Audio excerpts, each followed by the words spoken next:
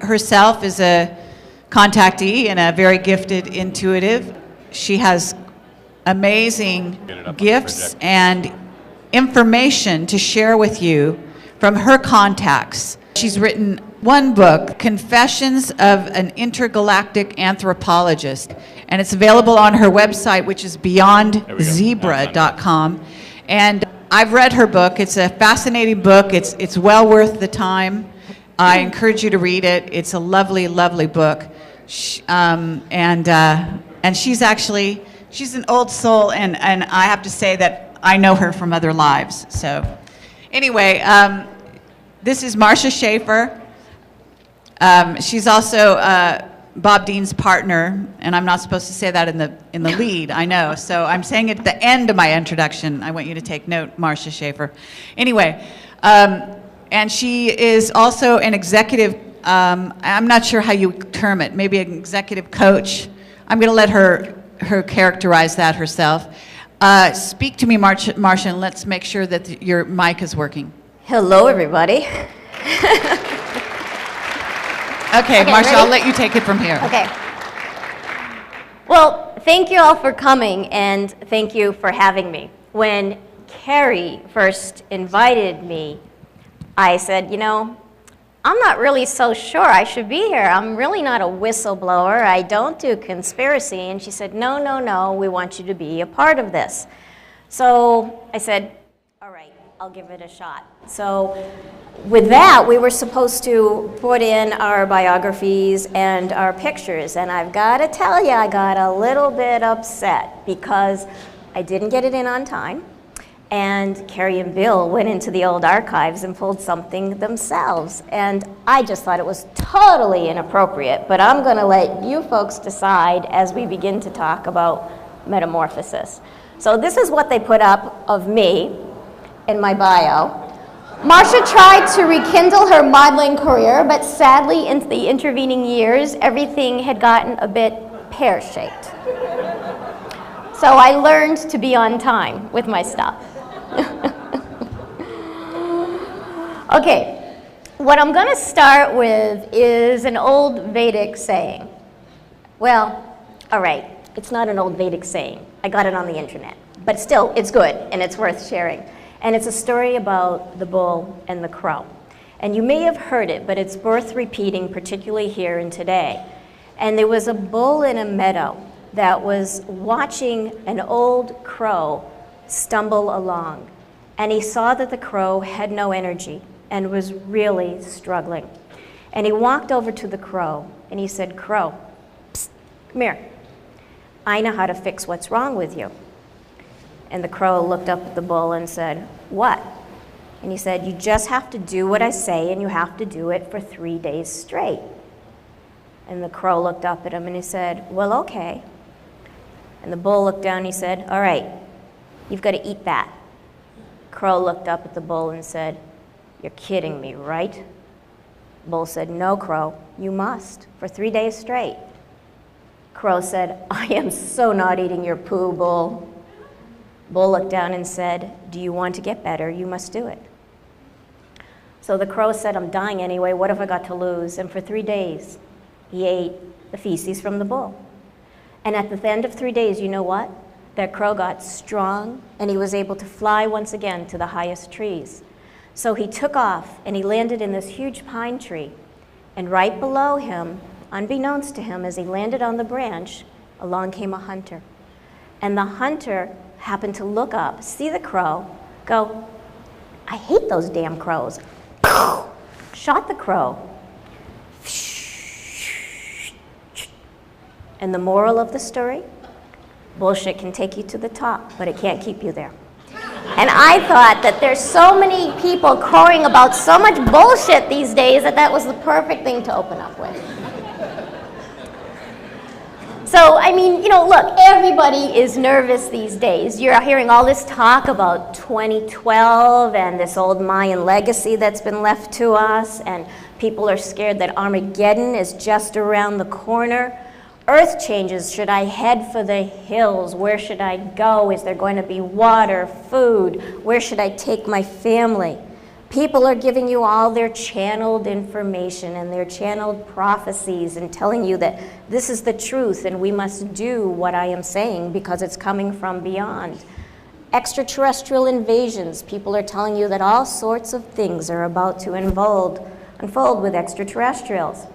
So Crary was trying to tell you what I do, and I'm actually a business consultant of a very unusual type because I also use my psychic abilities and my experiences with extraterrestrial contact with people in over 30 countries, helping them become humanitarian pioneers. But I tell you, by the time they come to me, they usually look like this from everything that's going on. And it's a tough road to them to take. So as we begin to talk about things, what's really important to me today, and one of the biggest messages I can give you, is that we have to talk about what is truth. Because everybody tries to give you their version of truth. You know, who has the authority to say that they have the only version of it? Your job is you listen to each of us. Just because we're up here doesn't mean anything. And especially me. I have lived the life I'm about to tell you about and had the experiences I'm about to tell you about. I know they're real because I went through it. You don't know me from Adam. You don't know that. You have got to develop your discretionary abilities to a very, very high level. And just listen to everything and synthesize it into what may make sense to you as we go forward. Just because you think an extraterrestrial may be the source or some channeled angel doesn't necessarily make it the barometer by which you should live your life. So question me in particular and just look at it as a particular journey. You've all had extraordinary experiences or been exposed to them to some degree, or you wouldn't be spending $150 here this weekend, I can assure you of that. So you know that a lot of this stuff is going to be commonplace to some of you, but I just can't stress enough how important it is that you all really just put on your truth barometer and figure out what's right for you. So what my job is to teach you to think smartly. Because thinking smartly is a hybrid approach, and it is using both the intellect, the cognitive processes, and the wisdom of your intuitive knowing. And this may sound like some very nice New Age preachiness, but in my work with people as I'm turning them on, putting on their higher switches, this is something that we really get into. Because in the human condition, it's extraordinarily unique. The cognitive functioning, the intellectual reasoning that you have.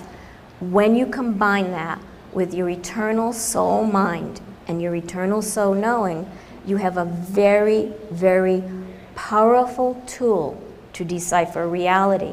But we don't flicker them on together all the time. We use them separately or one at the exclusion of the other. So I want you to be thinking with your head and your heart at all times. Now, as we begin, we really need to be looking at, we're talking about God, the change and all these things happening.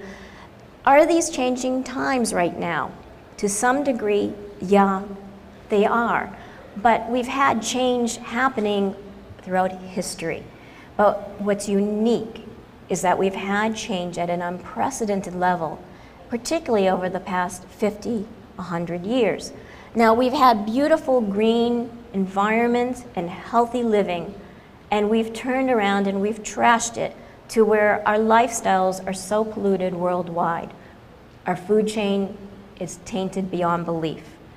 Our breathing is fouled by the stench of horribly putrid air, and everything that we touch basically is not in a very good spot. But we're talking about this weekend change on an unprecedented level that everybody's thinking this amazing thing is going to be happening and happening very soon. So is there really any change that's going on for us? Yeah, I say there is. I mean, you've got to make up your own minds. I know a lot of you already believe it, but I say there is, and I think there's on 3 levels. Now, as I said, I'm working with people in over 30 countries. These are not people who you'll necessarily see to your left and your right at a conference like this. These are everyday people who are beginning to have some very profound things happen to them, that they are waking up to a new degree, They're having paranormal experiences. Some are having extraterrestrial contact. And these are people that are in, you know, whether they're a judge, a lawyer, an executive, a head of agency, a doctor, a biochemical researcher, a housewife bringing up 6 kids, you know, a college student. I've worked from people from 9 to 93. One of my favorites is the 93-year-old. She sends me the dirty stuff on the internet. I just can't believe it. She's a hoot. But she's extremely aware. And she actually had a very prestigious occupation in her life. So something is going on in personal change because we've come from a very strong emphasis of getting more stuff. You know, going to Macy's, they're having a sale on Saturday, to really taking time out to find that inner focus and what is actually important to us. We're also seeing change on a social level. There are a lot of things happening where are the majority of people still going about not paying attention? You betcha. But there is a tremendous stream of awakening happening in everyday life, in every society, where people are again beginning to look at things very differently. And you hear so much about the young. They're still the same old kids doing the same old things that we did.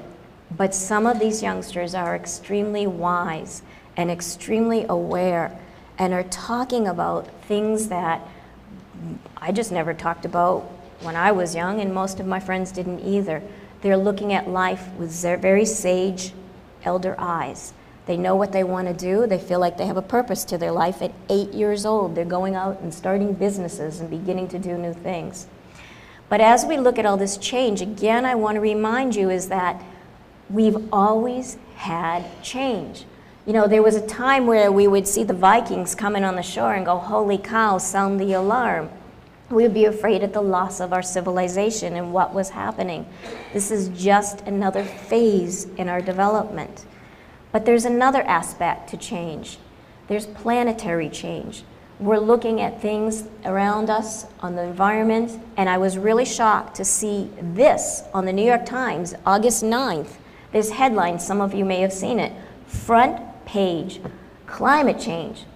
Now, not only is it climate change, look at what's below. Seen as threat to U.S. security, Pentagon studies issue. Crisis may destabilize regions and require military action. Whoa! You know, that's something you think you'd see on Project Camelot. So people are paying attention to some degree to the planetary change, even though some still try to deny it. But what is going on with this global warming? And is it something that's happening here on the planet, or is it something that could be further on beyond? Because we tend to stop when we think about things, and we tend to think about our direct parameters around us in the world. But what is going on out there in that unseen vast void of the universe? We think of the world like this, but there's all kinds of fields and properties around the planet that we really don't pay much attention to, that we need to be taking a look at, that could be influencing us from beyond the borders of our planet and what's going on. But at the fundamental heart of this metamorphosis and this change that's taking place is something that's a little bit different now. And it's not necessarily a 2012 prophecy. It's not necessarily extraterrestrial visitation. It's something very, very obvious and in front of us.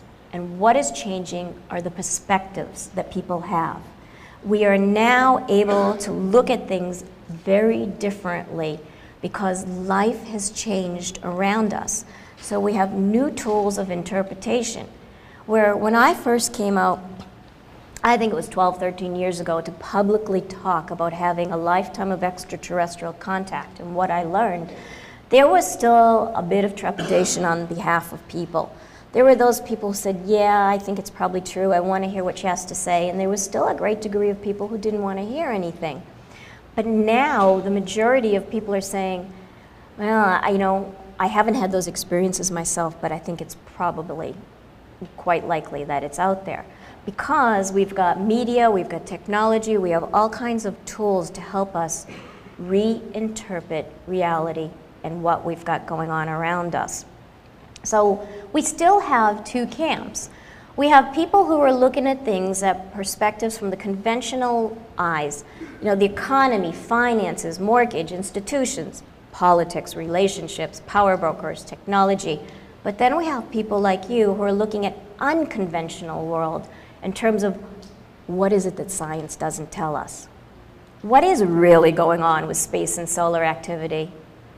What's happening out there with cosmic radiation?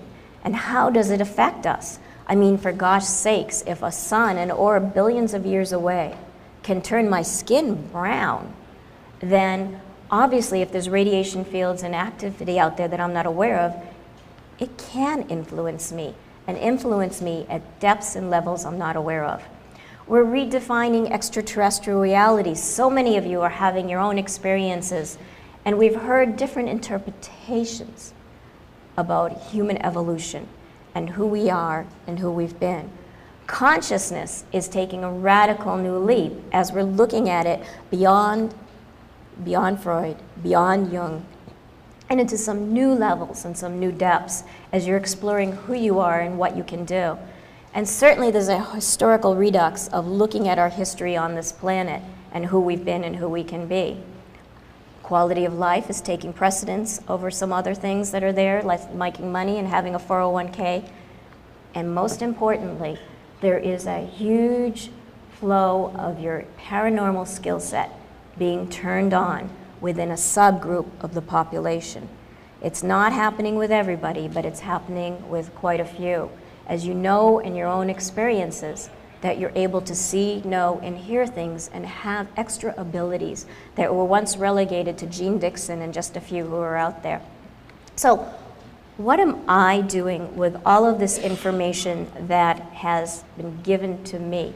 Because as Kerry said, I've had, as some of you may know, kind of an odd lifetime. And I've had the opportunity to learn a lot of information, not from books, not from going to conferences, but from extraterrestrials and entities who aren't native to our planet. Now, I'll tell you, if I hadn't had these experiences myself, I'd be looking at that woman up there and going, she's whack. She's really, you know, I just can't relate. But when they become personalized, then there's no doubt about it, about what's happened. And so I've had a very unconventional curriculum. And some of the things that I'm going to briefly touch on today in the time that we have are, you know, I've been introduced to the soul life as a primary underlying force of our existence, and being made to understand that there is something more than just who we are. I've met the family in terms of many different species and races out there. I've been introduced to some new things about genetics, consciousness, looked at history in a way that hasn't quite been looked at before, and most importantly, that has given me the understanding of what we've done a lot here on Earth and why we don't understand things is a new interpretation of what we call time-space. This all leading up to what I've been taught is that what the future can be, and that the future isn't set in stone. And so what I've done is I am planting seeds of people around the world, rather than saying, buy my book, read my book, oh, I want to get on Oprah. Trust me, I do not want to get on Oprah, and I don't want anybody reading my book. It does not belong in Costco or any place like that. So, you know, I've decided to work with people on an individual basis and giving them the seeds and the skills and the talents that they need to be successful to go forward and flower a new life. Now, obviously, in the little amount of time we have, I can't cover all those things, but I'm going to try to emphasize the soul life, our futures, and planting seeds, along with some of these other things. Now, you know, when it comes to extraterrestrial reality, there's kind of, for those of you who haven't had the direct contact, there's kind of that let's do lunch type of attitude towards it. I get people calling me up or leaving messages saying, can you arrange, it's almost like Match.com, can you arrange for me to meet with an extraterrestrial with a list of attributes that it's like I'm running a dating service? It doesn't work that way. It doesn't work that way at all. You know, there are so many different races out there that unfortunately we tend to get confined to the beliefs that are fed to us by the media. So we're used to the little grays, you know, some channeled information about reptilians, but don't be limited to that. There are many, many different life forms out there. Some with classical types of civilizations and cultures, and some who are way beyond that. The slides that you're looking at now, these are life forms from here. This is life from the ocean. Now tell me, if that's not strange, you know, how can we kind of look at what's out there and say, gosh, it just doesn't fit into my paradigm of reality? I mean, we have all different types of life. And as I'm going to hit in on a little bit, is that it's all sentient, and what I've learned, it's all conscious. Because as I've learned through my contacts with extraterrestrials, they also opened up my capacity to communicate with the animal world and to realize how sophisticated they are and what they have going on. So as we look at life and surround us, we can't really say that this is really that much more strange. Now, I think we need to talk a little bit about their communication and what they have to say, because this is really important. What I want to do is I want to give you some of the benefit of the wisdom that I've gained from working with a lot of different races. You know, I think there's a joke in the universe. You know, it's kind of like, how does the chicken cross the road? How do you get a human to do anything? The answer is, play to his ego. Tell him he's special, he's an ambassador, we'll give him any appointment he wants, they'll do anything we want. And this is so true. You've so often seen people who've been so enamored of having, whether it's a channeled situation or they've had a contact face-to-face situation, and they get some information and they go running out, you know, they want to be on a talk radio show, they want to be in the media, and we're going to have contact on 3 p.m. on August 12th. It'll be a media going by, and if you look really hard, you'll see them. Over and over again. Never happens. And so what I have found, whether we like it or not, is I feel that there's almost like a fraternity hazing that goes on with some of us who have this type of situation. Because when you find you don't necessarily fall into that, and you question what's going on, and you try to wake up your cognitive processing as you're in this sometimes fugue state as you're with them, they give you respect when you act a little differently and you show you're independent and you don't necessarily fall in line. In my situation, what I encountered was all of a sudden I began to receive some very advanced teachings about life, reality, humans, what I call the wisdom track, and I felt very privileged to be able to get that. So when you have the privilege of having an extraterrestrial encounter experience, what I want you to know is that you can often fall into a type of fugue state, and it's like your soul mind is coming on and becoming active, but you need to keep that intellectual process open and keep your cognitive mind on and question and not just accept things as they come to you. And that's going to really make a difference. You know, think about it. It's like when we work with, our researchers work with gorillas, and you've heard of Coco, the famous signing gorilla. You know, if you walk in, you're starting to work with Coco, and all of a sudden, she doesn't just say red ball, she says, I want carrot cake for dinner. You're going to go, whoa, I can go to a whole new level with this being. And you can teach her in a more sophisticated level. And really, folks, that's what it's like sometimes with us, is that when you go to a new level, they do too. Okay, what I want to do is share with you some of the messages that they often bring, because now I've told you to question their messages, but what are some of the ones that they can share? You hear from everybody who's had contact. They'll talk a lot of times about environmental concern. Sometimes they'll have very personal messages for people. Excuse me. But one of the things that happened to me after over 5 decades of contact is when I was in my 40s, I had a very, very profound and very different visit that changed my life. And it was 1 week after what many of you here may know as the Phoenix Lights that happened on March 13th, 1997. I live in Phoenix, and I really didn't pay any attention to them, even though they happened over my house. But I had a contact visit a week later where they made reference to that. And they let me know that they had been there. But what they had is, I'm going to distill it down, it was a very profound, very long visit, But I'm going to distill it down to 3 particular messages, knowing that they have entrained me to understand that the future is nothing more than a probability.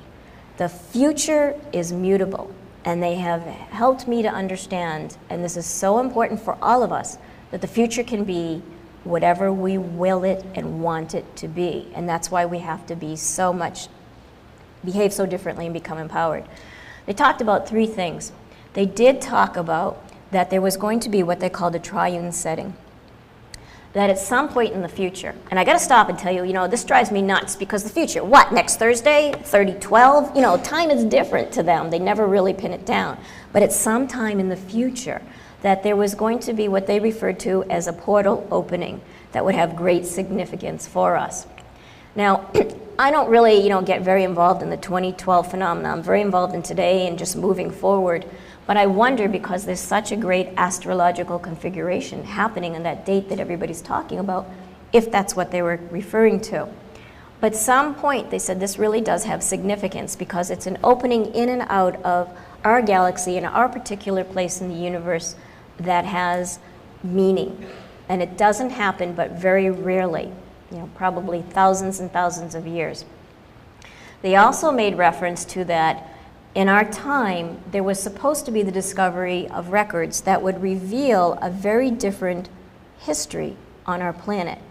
And they showed me pictures of what I thought were the Egyptian pyramids and the Sphinx in that area. And they said that when these are revealed, there will be no refuting the history of the extraterrestrial legacy. I can't imagine what would be on it, because you can refute anything and just say that it's myth and story and culture. But they said that there was something there. I'll tell you, since that happened over 10 years ago and that particular visit happened, I also now wonder something very differently about this. And I wonder if actually this may not be Egypt, but it may actually be a part of the ancient Atlantean lands that are down by Bermuda and Florida, being able to rise up and have some of these monoliths on them. It's just a thought that I've had. The third thing they said is something that they don't want to have happen. And at that time, they were very, very concerned about a nuclear detonation going off in what seemed to be the Middle East region. So far, 10, 12 years later, we're doing good. It hasn't gone off. But what they said was that it's going to be a very naive situation should the nuclear detonation take place, because that there's a major fault line. And if it does, it's going to trigger this, and therefore it's going to affect the quality of life for everyone on your planet, and it won't be contained to a particular singular region like you saw when you detonated the bomb before.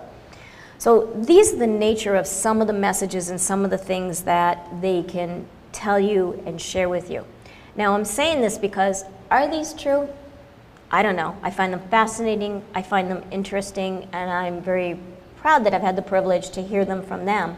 But I also know that it doesn't mean that any of them are necessarily going to happen, that they're potentials for our future that can have greater bearing on us and what comes to fall for us.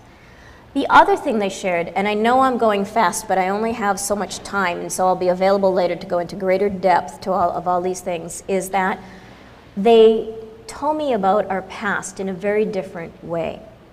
And what they did is they said that, yeah, you were a genetically altered species. And I learned about this way before any of this came out into the New Age culture. They said that it's a little different than you think, though. They taught me about Zecharia Sitchin, who many of you have heard of, before I was even aware of who the man was. And they told me to go explore his work, because they said he's very close to what it was. And they said, after I explored it, that you're a hybrid race, but it's not just that you had this Anunnaki coming here who created you. They said what it is you're actually a mixture of 12 genetic strains of what we would call extraterrestrial DNA. And that when the life form was tinkered with, it wasn't one culture or life form overlaying its presence, it was a genetic mixture. And they went into some very interesting details about it with the science that was used, where what I call harmonic or sonic resonance was used to, this may sound like total meta poop, I know because I have a scientific background, but it's interesting, so I'm going to share it. And they said that a sonic resonance, they used actually sound frequency when they were doing the genetic tinkering to get the strains to gel and to work with each other.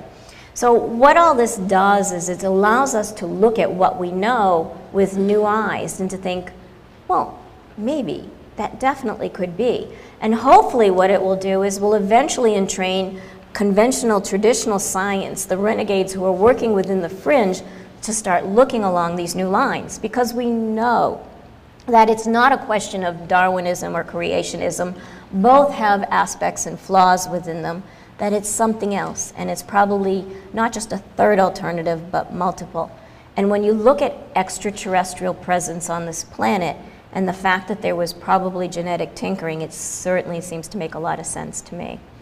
What is really intriguing to me is that how they went about all of this and the way that they gave me this really unique curriculum.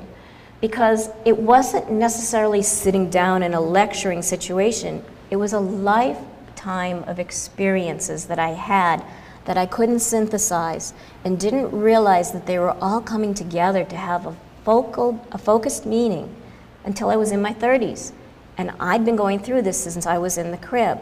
What they did was they actually took me to experience certain things where I would actually be taken and I'd be witnessing, and I don't know whether it was a hologram or a point in space-time that was in the past, but I'd be witnessing and looking at a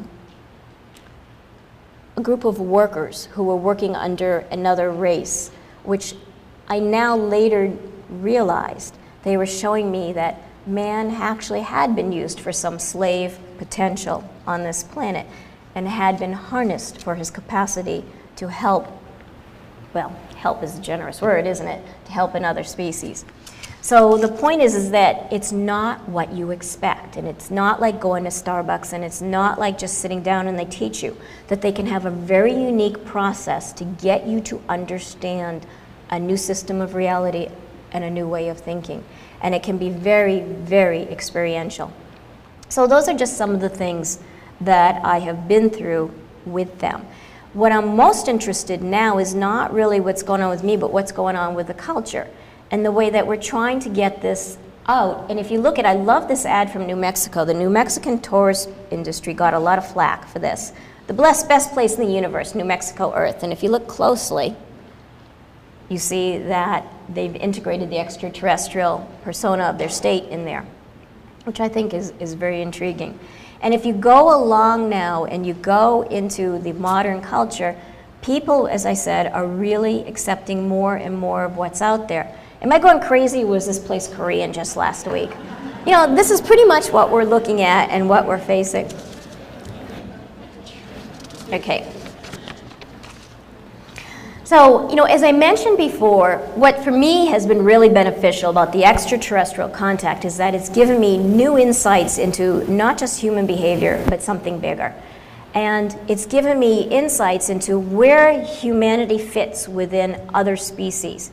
You know, because in some ways we are just those crazy flesh-eating mammals with herd-like tendencies. And we tend to forget that. And we tend to put ourselves at the top of the apex of that we are the ultimate supreme species and we are a deity.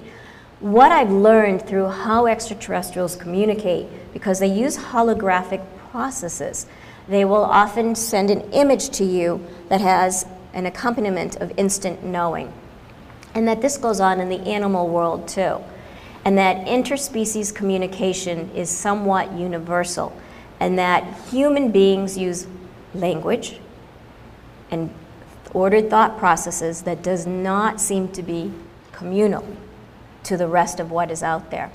And when we begin to penetrate into the species that are here beside us and the animal kingdom and understand how sophisticated their thought processes are and how much they know of what goes on and that they have their own cultures and relationships with each other, and they're not that different from us. It allows us to integrate better with the concept of extraterrestrial reality. Because I tell you, people are much more likely, not you, but the average person is much more comfortable looking at a fuzzy little animal with tops than extraterrestrial reality. And since I do both, let me tell you, they like the ordinary people like the fuzzy little animals a lot better. So what you'll learn and what the power of us, and I love what Gandhi had said, you know, people put it at the end of their internet messages that the moral fiber of a nation is judged by how it treats its animals or something like that. That really is at the underpinning of our moving forward, is understanding that we are a collaborative species, that humans are not cut out apart the way that we set ourselves to, that we have to understand that we're one of a multiple order. And that order, while it goes off into the space realms, has to start right here at home. And we have to start paying better attention to what goes on in the planet and how we are treating our animals. Now, I said I had an interesting curriculum. And one of the very profound things that they started early with was the concept of reincarnation. Now, much of the world, I mean, you ask any Buddhist and, you know, they say, sure, no problem, got it, it's part of our culture. The Western world still has a problem with this. Reincarnation is something that, while there is a lot of different type of evidence for it, can't always necessarily be proved empirically. But what they did with me is starting when I was 12, 13, 14 years old, they would come at night and I'd be pulled out and I would sit there and I would watch myself in these different existences. And I would watch, and I would see myself as I was a tall, thin black man in ancient Africa who was swept upon by a leopard and became part of the food chain.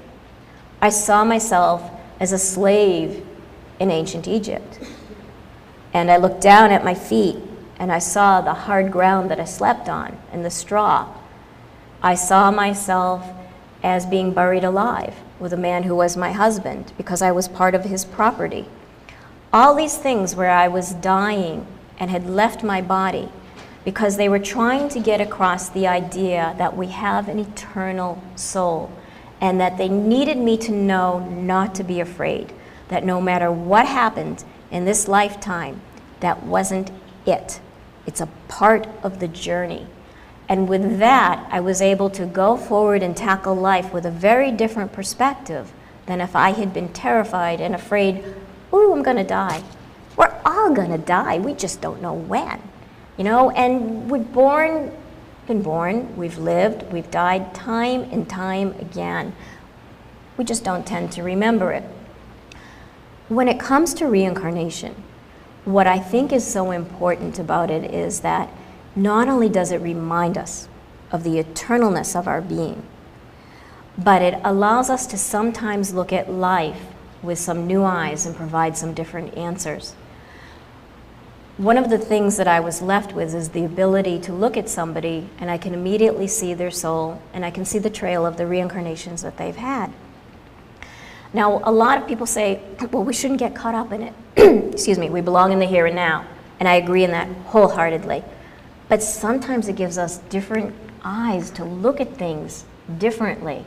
A woman I worked with just a few weeks ago, and as I talked to her and explained to her the most prominent series of visions around her was one in the 1800s in England, and how she was involved in the early labor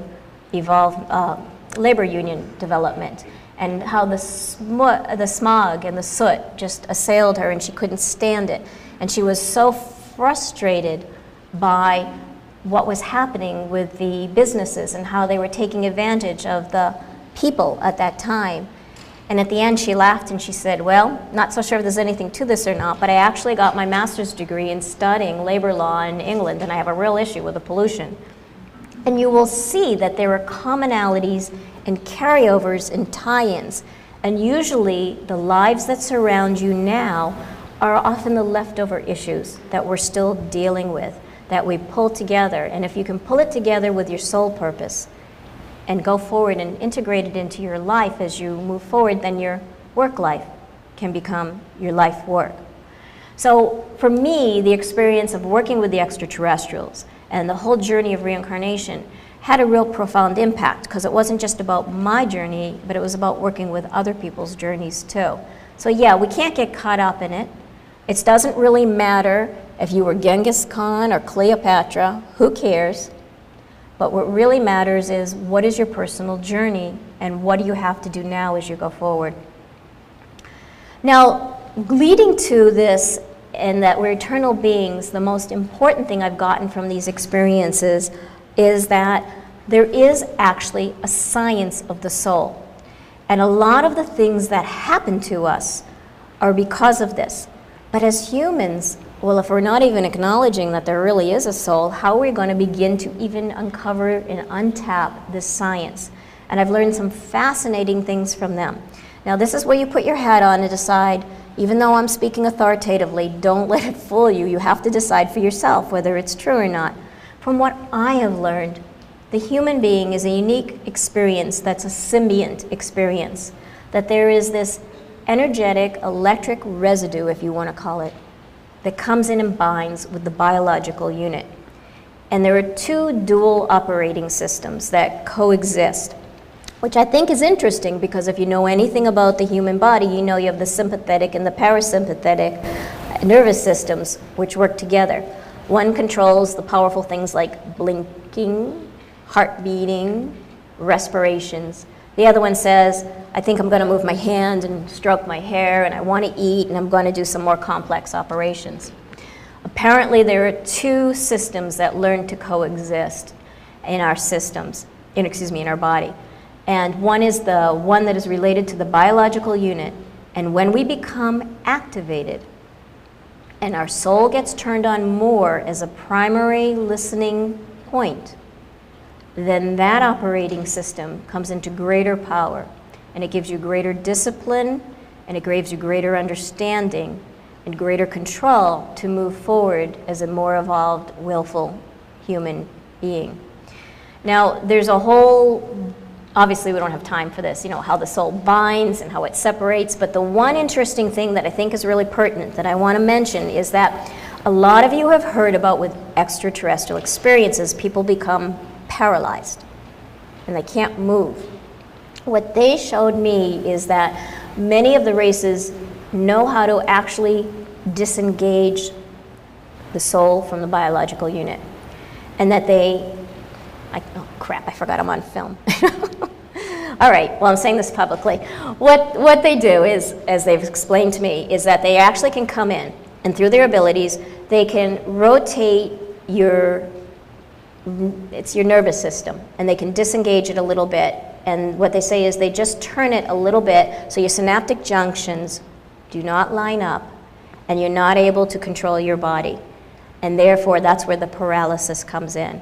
Again, I don't know if this is true. I have some medical and scientific background, but not to that extent. But I think it's really interesting, and I think it merits further exploration as we look into the new types of sciences that we should be exploring.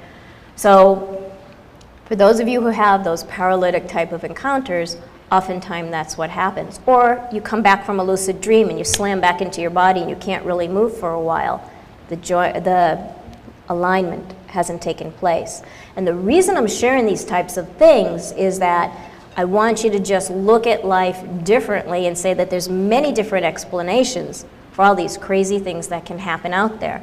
And some of them might make sense and might actually be proven if we move in the right direction in science. So there's this whole science of the soul that provides a lot of explanation for what happens and why it happens that we have yet to uncover. And once we do, things are going to make a lot more common sense. The other thing is learning about that space and time and dimensions don't coincide with our traditional understanding. I mean, why? The human has an orientation, and why we just don't get it is because we think linear. We think up, we think down. We think left, right, east, west, north, south. And because of that, we have to learn to think more inside and outside and move in a different direction. I'm going to go really fast now because I just got the warning sign. All right. I want to talk to you real quickly, let you know that with time, space, and reality, that there is something called a nodal point. And when you hear about people talking about attraction and things coming to you, part of it is tied into this. And what we are able to do is we're able to get ourselves to this cruxus of time-space energy, where everything can flow out. And you can do this through your consciousness. And what happens is when you get yourself to the power of this nodal point and you start thinking in a conscious direction, you can redirect the flow of the futures that come to you. All right, so why are things happening now? Because, my friends, we have these new eyes and capacity to reinterpret the world. Life used to be like that. Life is now like this because we have technology. Technology has given us the insider course to the answers for many of the things that were not able to be understood before. And so our ancient alchemists are really today's modern scientists. So what I've done for that first part is I've given you a preview of what it's been like and some of the things that I've learned. Obviously, I can't dump 50+ years into the course of 45 minutes to an hour. But I wanted to give you a little bit of insight into what it's been like for me. But now I'm more interested in something far more important. It's not about me. It's about you. And this is what I want to spend the last 15 minutes talking to you about. You know, you all have come here and you've all talked to yourself about, you know, we've got this mission, we're awakening, we feel special. You have a new job assignment. And it's not that you're this great prophet or anything. You're really door holders. You're in concierge services because if you want people to think differently and be open to your ideas, you need to just gently introduce them to it in a way that's palatable to them. And that's what your responsibility is beside your own journey of awakening, you're also here for other people. This is how humans tend to see the world. They tend to see it in their suburban background, in their isolated houses, in their little communities, and in their cities, and they stay within their viewpoint. You never even get them to look up into the sky, hardly at all, to see what's going there. So they see ourselves as this contained globe. But how you see the world is different, because you see it with the power of metamorphosis and the power of change and of infinite possibility. And you know that what's been fed to us isn't necessarily what's real. So your new job description is metamorphosis, and that you're change agents of a new degree because you're dealing with extraterrestrial reality and human higher consciousness. And you have to do it in a way that you do not appear disenfranchised, you do not appear alienated from them, that they are able to listen to you and they want to listen to you.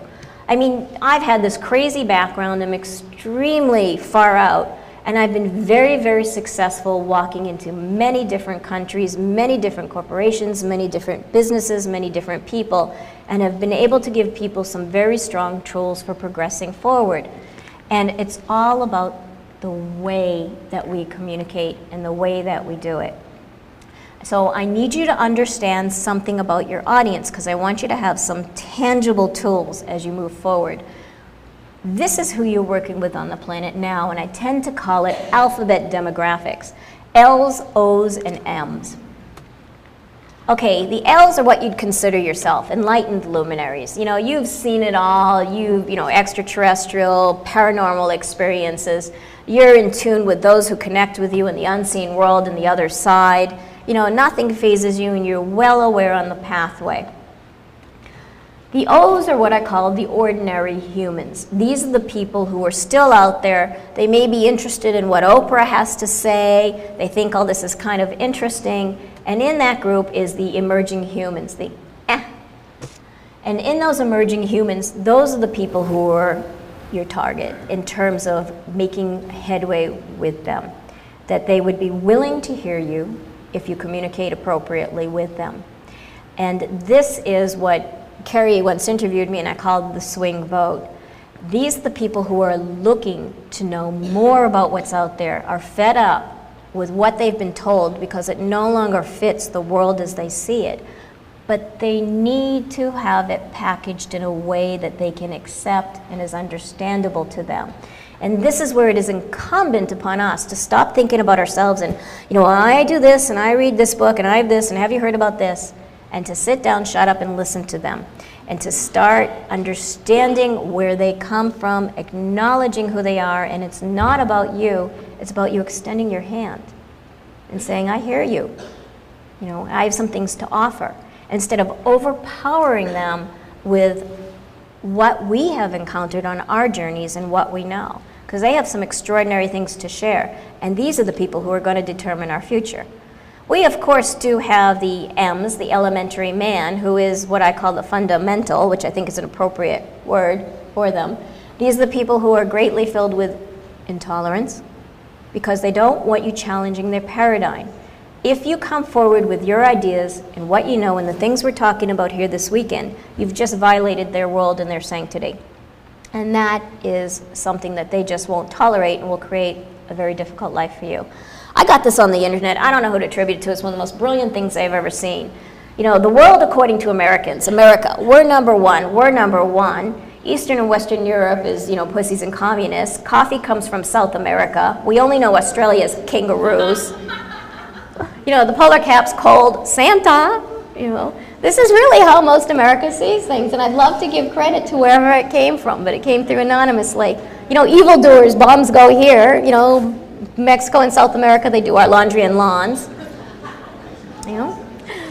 And this is what we're dealing with, and you've got to remember, and you've got to respect, this is their world too. Okay. So your tools are, remember it's all about perspectives, and while this looks like a nice little design, this is actually elephant skin. And so your tools are to show people that it's not what it seems, there's something deeper underneath it. And so your approach is the new 3 R's, which is not reading, writing, and arithmetic. And this is something I work with people with great depth with, and this is important. You have to make yourself relevant. You know, if you're just sitting there on your commune and you're just, you know, working with your own little sphere, it's not going to work. You have to come into today's world if you really want to be a change maker. And you have to do things within today's 21st century and make yourself relevant to today's culture and society. You got to be realistic. You got to look at what you're working with for the second R. You have got to not just say, well, you know, the aliens are going to be here on Sunday, or I'm channeling them and you want to come hear them. You've got to be realistic with who you're working with and what you're dealing with. And you need to speak to them in those appropriate terms. But most importantly, my friends, you got to be relatable. You have got to be able to be somebody but they're willing to look at and to listen to, and not be necessarily bringing your stuff on them, but you're entering into their world. 2,000 years ago, you had a great teacher here, and though a lot of the teachings that were really relevant were lost, one of the things I will share with you, which you can dismiss or accept, is that there was a group that he worked with. And in this group, he taught them the ways of the common, ordinary man. He taught them about their behaviors, and he taught them how to go forward, not just in this lifetime, but in their future lifetimes, as effective messengers. Messengers who will open the door, messengers of change. And in doing that, you have to be relatable. As you read your old-time readings, you will read about the ancient Essenes, how they would change their robes when they went into town so they matched what the people were wearing. So these 3 R's are things I want you to remember. And so, you know, the change that is happening, as I heard y'all talking about it before, is true. Enough with all the spiritual mumbo-jumbo, pal. What I'm seeking is real interchange, said the piggy bank to the guru. The change is us. When we change, everything changes. And it starts within us, each and every one of us, and it has a great cascading effect. Now, I've got to say this before I finish up. The other part of metamorphosis is financial. And that you have to realize that we're no longer these spiritual monks walking along with an alms bowl saying, you know, I'll teach you for a dinner. That we have a lot of hang-ups about money and finances. I mean, you know, it's particularly apt now because of the state of the world. And what we have to realize is that this is how we flex our collective arm on this planet, through financial maneuverings and money. It's not money that's bad, it's getting hung up on money. It's the key of loving money, of wanting, you know, amassing millions and billions and living for a 401k instead of quality of life. So you've got to get over this poverty consciousness of, I'm spiritual, I'm good, I'm poor. What is important for us is to be independent, functioning members of society, moving society forward. So it's the love of money, not getting caught up in it, but it is a critical tool for us to become financially aware and not have a hang-up if somebody wants to pay you for your services and that you have a right to earn a living. Okay, so it's down to spiritual economics, and what I want to show you is that it's no longer where we just used to be the wizard in the woods is what we were looking for this magic change, is that this is the everyday change agent now. And you may not like it, but a lot of you are actually still back in the traditional avenues making headway and making change. Not everybody comes to these types of things who are making a difference on the planet. And there's been a lot of people who are out there developing new businesses, new technologies, and doing the really hard grunt work that's going to carry us all forward. Sometimes they still look like they used to. But you know, with people and change, sometimes, did the cable go out?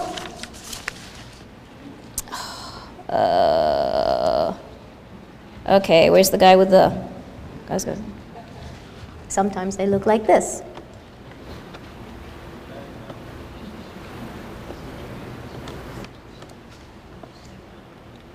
Okay, so sometimes that businessman is really somebody very profound who's back once again. Going through this. And so what I'm choosing to do with all the knowledge that I've had, rather than sitting down, writing books, and doing this type of thing is, I'm looking at people and I'm giving them very new tools to change. I'm helping them on our incarnational trek to become aware of who they were, but how it has relevance to today. Looking at their soul lessons and then repositioning them in a business type and entrepreneurial type of venture around the world, planting those human seeds of change and giving them the practical vision and skills that they need to be able to function in the world as it now exists. It may not be the one that you like. It may not be the one that you want. It's the one that we have. And so they're doing some very amazing things. And I love this quote, success in almost any field depends more on energy and drive than it does on intelligence, because this explains why we have so many stupid leaders. We're trying to get rid of the stupid leaders, and we're trying to put in the people who can make a difference and understand the synthesis of what is going on in the planet and that we need to move forward. What we're seeing mostly around the world are lifestyle communities being built up, different ways of bringing up and educating the children, food production changes, and a total re-education such as you're doing here with Project Camelot. Now, as I get ready to leave you, I want you to know one thing, and this is what has been made very clear to me by those who visit us and those who teach, is that we are here together. We have a group incarnational lesson. And if we don't pull this off, things most likely aren't going to be as optimal for us as they could be. What that group incarnational lesson is, stop saying, you read Rarancha, you read Jane Roberts, I don't believe in this. We have to look at each other and see the soul lights within each other and see who we are as a collective group. And we have to truly, as cliched as it sounds, see the love in each other. We've got to stop being kind of pissy with each other and deciding, I don't like this, I'm judging this. We don't have time for that anymore. There is a very short time frame environmentally, it looks like, doesn't it, for us to make some things differently. And so it's all about seeing the soul light and networking with each other in a way that you never have before, making each other smarter. And sometimes that networking involves a little bit of a different partner, doesn't it? You really are your brother's keeper. This is what they've told me. That old biblical cliche is that in this time, in this frame, it has never been truer. And you have to take care of yourself, but now you are just as responsible for the other person. It's not, well, it's just my stuff and my path. And yes, I said it's up to each of us to change, to make the change. Now we have to form the chain link. Now we have to come out and work together and do it in a way that's very smart. And then the real secret behind all this, if you want to make a difference, is people who do great things don't take no for an answer. They just go ahead and they forge and they find the resources and know what needs to be done. They also understand the power of kindness. And you'll learn that it's far better to be kind than to be right. And being kind in business and being kind as you go forward in your ventures has greater weight than anything else you'll ever do. And most importantly, we have to realize it's not an extraterrestrial that's going to save us. It's not an angel. People who do great things know that man alone has the power to work out his destiny in combination with his own intelligence, that hybrid approach again of the spirit, the soul, and the cognitive reasoning. So when we talk about thinking outside the box, we're now taking it to a new level in terms of what the box is. You know, and you folks already are thinking way outside the box. So when we look at metamorphosis, remember it's behind the change on this planet is a change in perspectives. And your ability to see things differently, along with other people's capacity to now listen to the things you have to say, is rooted a lot in science, technology, and advances bringing us to a new world. So I love to end with this saying is, brave men earn the right to shape their own destiny, by Arthur Schlesinger, and I like to put my own little twist on it to all my little sisters out there. Brave women earn the right to shape their own destiny. So I know, and I left out a lot because we had some difference in the time changes. I know I went fast in some areas, but what I'm going to say to you is I want to thank you so much for giving me the chance to bring you a little view of what I'm doing out there in the world to try to make a difference, and say, you know, I'm going to be here if you want to talk to me, get some more detail on the things that I just quickly glossed over. So thank you for allowing me the time to be here.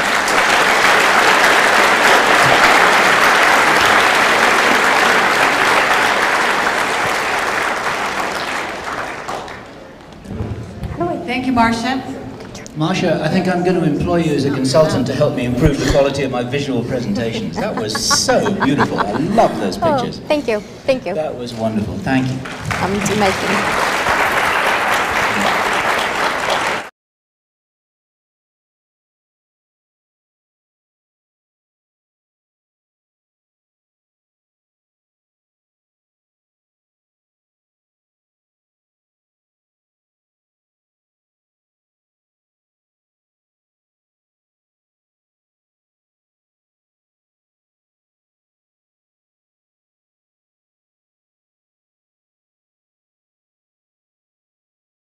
So I learned to be on time with my stuff. Okay, what I'm going to start with is an old Vedic saying. Well, all right, it's not an old Vedic saying. I got it on the internet. But still, it's good and it's worth sharing. And it's a story about the bull and the crow. And you may have heard it, but it's worth repeating, particularly here and today. And there was a bull in a meadow that was watching an old crow stumble along. And he saw that the crow had no energy and was really struggling. And he walked over to the crow and he said, "Crow, psst, come here. I know how to fix what's wrong with you." And the crow looked up at the bull and said, "What?" And he said, "You just have to do what I say, and you have to do it for 3 days straight." And the crow looked up at him and he said, "Well, okay." And the bull looked down and he said, "All right, you've got to eat that." Crow looked up at the bull and said, "You're kidding me, right?" The bull said, "No, Crow, you must, for 3 days straight." Crow said, "I am so not eating your poo." That herself. Speak to me, Marcia, and let's make sure that your mic is working. Hello, everybody. Okay, Marcia, I'll let you take it from here. Okay. Well, thank you all for coming, and thank you for having me. When Carrie first invited me, I said, you know, I'm not really so sure I should be here. I'm really not a whistleblower. I don't do conspiracy. And she said, no, no, no, we want you to be a part of this. So I said, all right, I'll give it a shot. So with that, we were supposed to put in our biographies and our pictures. And I've got to tell you, I got a little bit upset because I didn't get it in on time. And Carrie and Bill went into the old archives and pulled something themselves. And I just thought it was totally inappropriate. But I'm going to let you folks decide as we begin to talk about metamorphosis. So this is what they put up of me in my bio. Marcia tried to rekindle her modeling career, but sadly, in the intervening years, everything had gotten a bit pear-shaped. Bull. Bull looked down and said, "Do you want to get better? You must do it." So the crow said, "I'm dying anyway, what have I got to lose?" And for 3 days, he ate the feces from the bull. And at the end of 3 days, you know what? That crow got strong, and he was able to fly once again to the highest trees.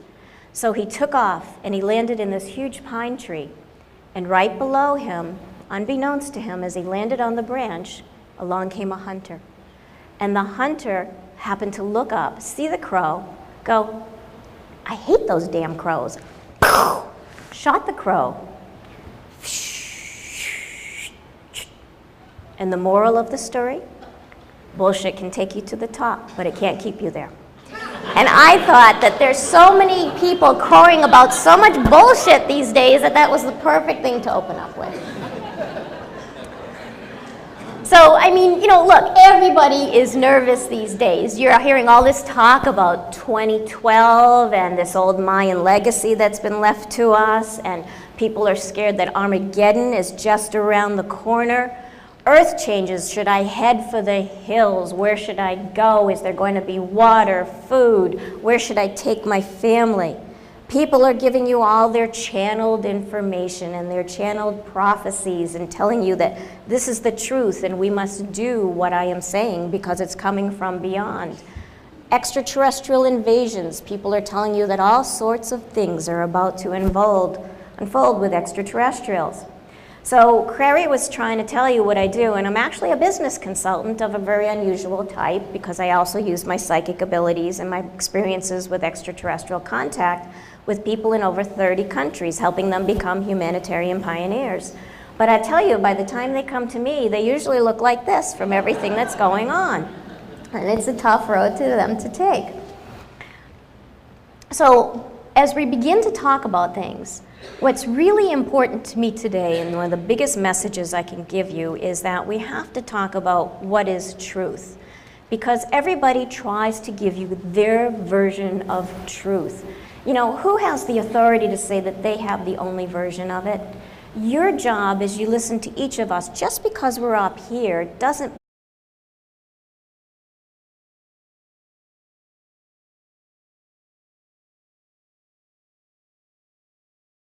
herself is a contactee and a very gifted intuitive. She has amazing gifts and information to share with you from her contacts. She's written one book, Confessions of an Intergalactic Anthropologist, and it's available on her website, which is beyondzebra.com. And I've read her book. It's a fascinating book. It's well worth the time. I encourage you to read it. It's a lovely, lovely book. And she's an old soul, and I have to say that I know her from other lives. So anyway, this is Marcia Schafer. She's also Bob Dean's partner, and I'm not supposed to say that in the lead, I know. So I'm saying it at the end of my introduction. I want you to take note, Marcia Schafer. Anyway, and she is also an executive, I'm not sure how you term it, maybe an executive coach. I'm going to let her characterize